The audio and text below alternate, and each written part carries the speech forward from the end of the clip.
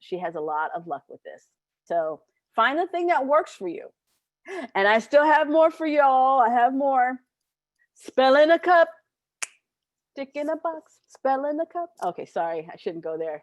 Why not? It's a new year.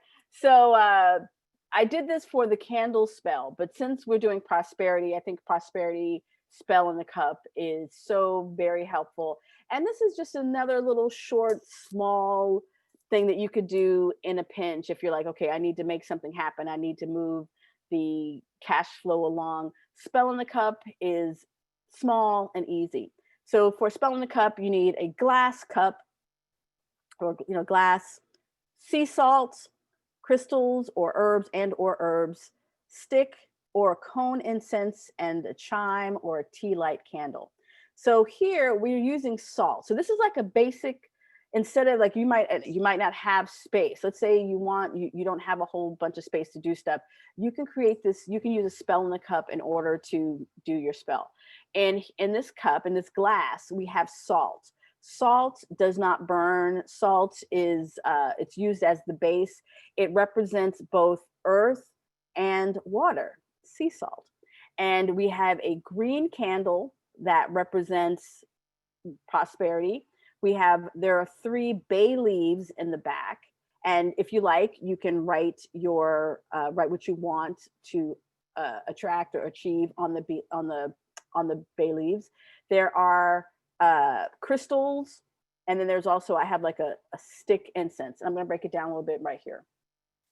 So prosperity spell in the cup, it's the same picture. So I use sea salt as the base. It represents water as well as earth, because all of the elements are represented here. Jade, malachite, and green aventurine crystals that represent earth, and they're associated with prosperity. I also have a jade in there too. Oh yeah, I said that already. Bay leaves are also associated with prosperity. And as I mentioned, you can also write your desire on the actual bay leaf. Incense represents air, and the green chime candle represents wealth. This is chime candle will take about 2 hours. As I said, at most 3. It's a very easy spell. This is not a candle that you want to put a whole bunch of stuff on, because you do not want to have a high flame.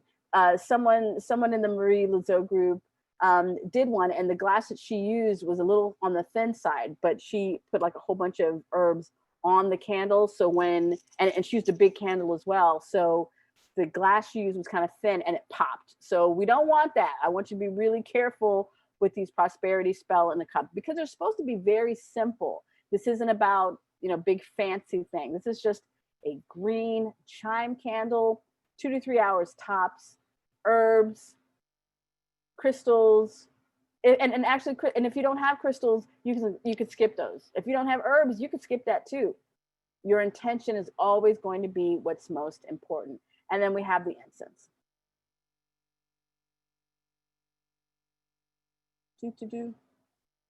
Do you disregard or keep the crystals after the spells? You definitely keep the crystals again. You keep those crystals, you can reuse them again.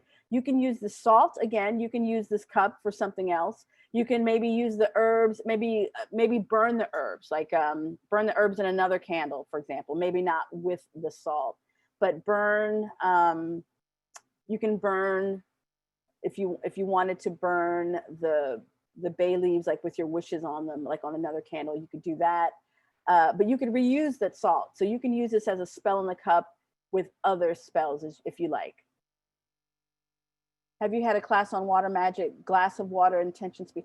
Yes, Misha, actually in my love spell email course, I have like a free love spell course.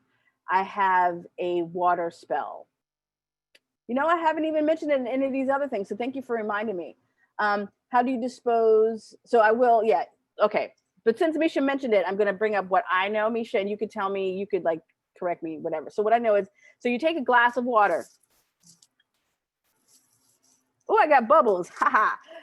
So you'd have a glass of water, and do I use paper? I can't remember now. I speak my intention while I'm holding the glass. I speak my intention on the glass. While I'm holding the glass. And this is imbuing my intention into the water. And then I drink the water. This is my altar water, so I'm not going to drink that. But I got bubbles. That makes me very happy. Okay, so, and you are imbuing your intention in that water when you're holding that glass. And then when you drink that water, it's a very simple spell, but also very powerful. So that is another way. I'm going to have to look more in that, Misha, because yeah, I kind of forgot about it. You know, I love my candles, so I don't think so much about the water magic. But disposing, you can use the salt again, because that's a lot of salt when you think about it, because it's holding up everything. I would use the salt again, and this is especially if you don't have a lot of space in your home. You can just use that candle again. You can use that space, and you take your candles out, you take the crystals out that you don't need. You can either recycle your herbs or put them in a compost, or maybe burn them on another candle. Mm-hmm. You can flush down the toilet. Mm-hmm. Mm. Yes, yes, yes, yes, yes, yes. I wanted to apply for internship with my parents. I agree with that. Okay. So Malia says, I want to apply for an internship, but my parents might not agree with that. Any spell suggestions for convincing them? A candle color. So Amalia, purple is a good color candle, is a good color for power. But if it's a communication thing, then I would say blue. But if you're trying to get them to listen to you, to persuade them, purple would be a good color for that, because purple is power. Misha says, yes, write and speak, look into the water, speak as if it has happened, drink the water and let it be. All right, y'all. Y'all check out the spell when I send you the replay, or when I send you this link. Oh, and Stephanie says, you can also put a prosperity sigil at the bottom outside of your water bottle. There you go. Oh, yes, or make black sand with them. Yes, yes. Can I burn this in my living room, which is separate from my altar? Yes, you totally can. This is something that's very portable. You can put it wherever you like.